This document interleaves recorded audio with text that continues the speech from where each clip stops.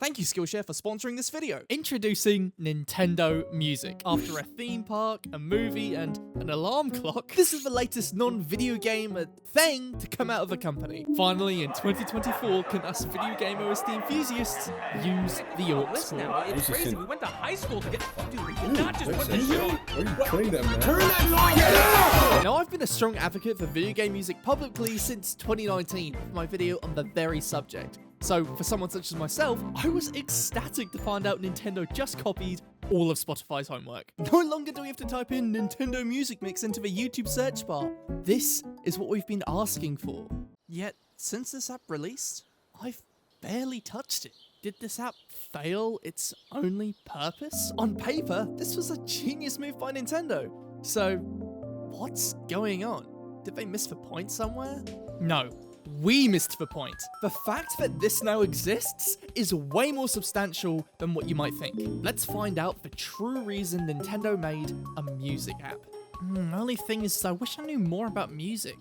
Oh wait, I can! Using Skillshare. Skillshare is the largest online learning community that covers a huge range of topics like game design, business ventures, animation, and of course, music, with thousands of creative classes helping you push past your limits. And with so many classes across countless categories, it's easier than ever to choose and learn multiple classes at once without worry with Skillshare's stackable lessons, letting you learn at your own pace regardless of your skill level. And with classes designed by creatives for creatives, you can rest easy knowing you're learning from people who understand your goals as they share tools, techniques, and their own experiences with members, such as potentially you. No matter what you want to learn, I can guarantee there's a class on Skillshare you'll want to check out. Like with researching this video's topic, I'm kinda curious on learning to make music a little bit. And so I checked out Simple Music Theory for Beginners by Mike and Matty. And even with just learning a teeny bit of music theory from this class, I was able to make something that,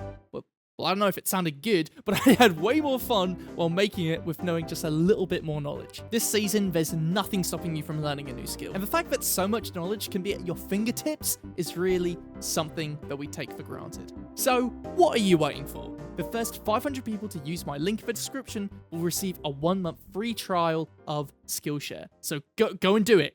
Come on guys, go and do it! Thank you Skillshare for sponsoring this video. You're probably inclined to think that the main justification for Nintendo making a music app is obvious. Make an app for music streaming. But Nintendo's real goals with this app are a bit more secretive. Well, actually, not really. It's obviously to push brand recognition. Unless you've been chronically online since you were a wee lad, you may not be accustomed to listening to video game OSTs. So with this app, Nintendo can help normalize listening to music for their more casual fans, people who wouldn't even consider listening to video game music previously. And in the big picture, that could amplify their presence in pop culture by a substantial amount. This is the first time we've had Nintendo Music this easily accessible. It's not like we've ever had it on Spotify or Apple Music before, but surely they could have just done that. Why bother making a totally new app when really, if they wanted to reach as many new people as possible, they could have used the two biggest music platforms in the world? Because they just spent the last 7 years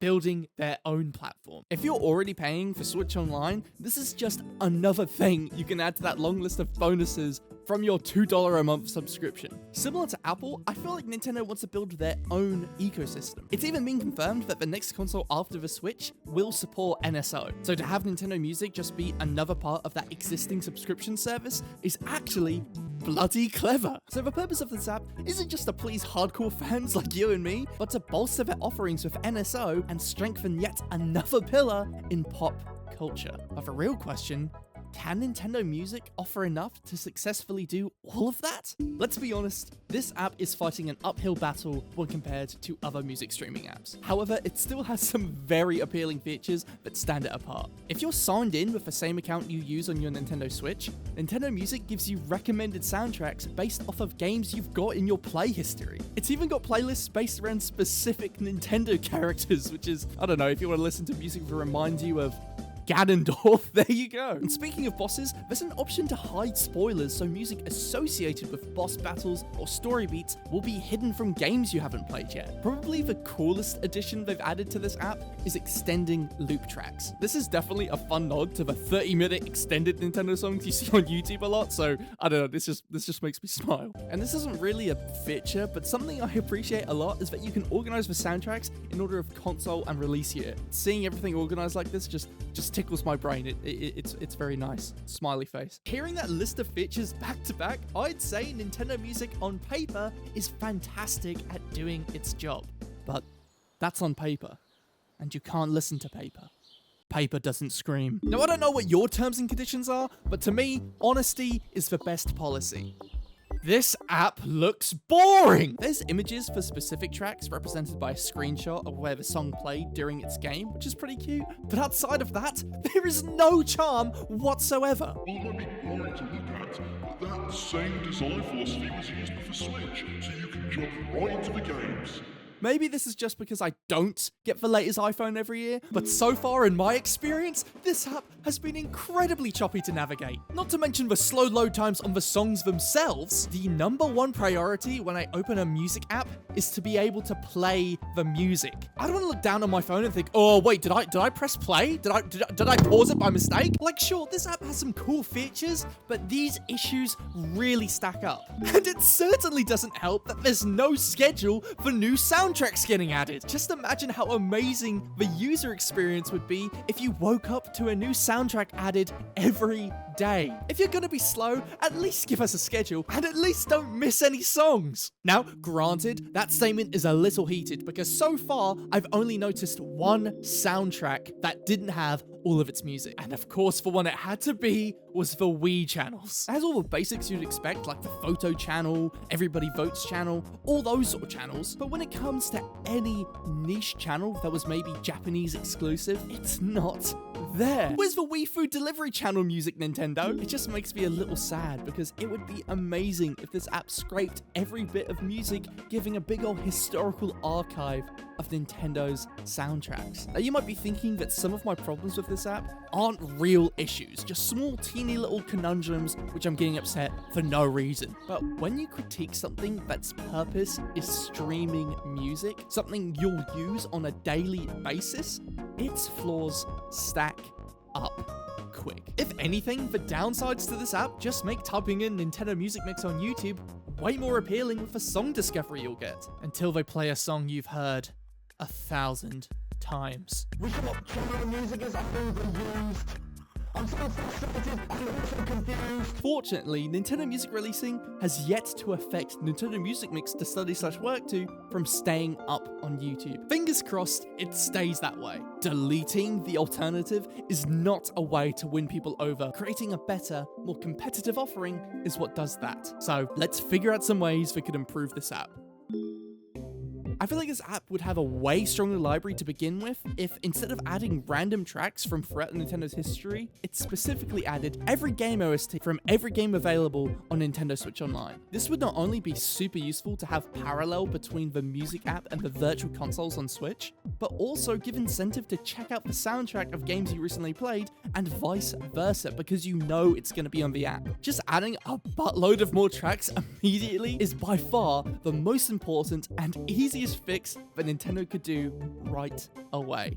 But what about the fun improvements? Fix the UI! Give the app some charm! A little background ambient theme whilst you're selecting music? Music from a specific system gets a little controller icon to represent it? A mascot who gives you a tutorial of the app and shows you new music that releases?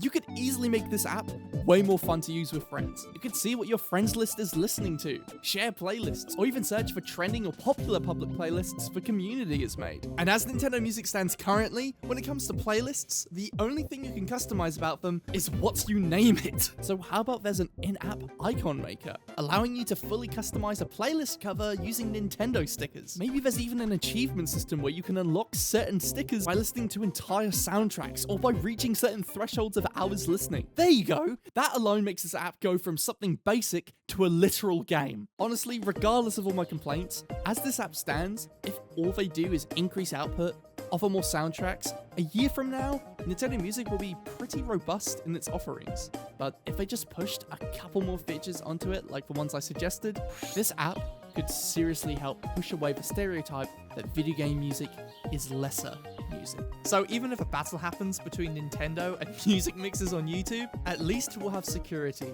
in knowing more people will know how special video game music really is. Or not.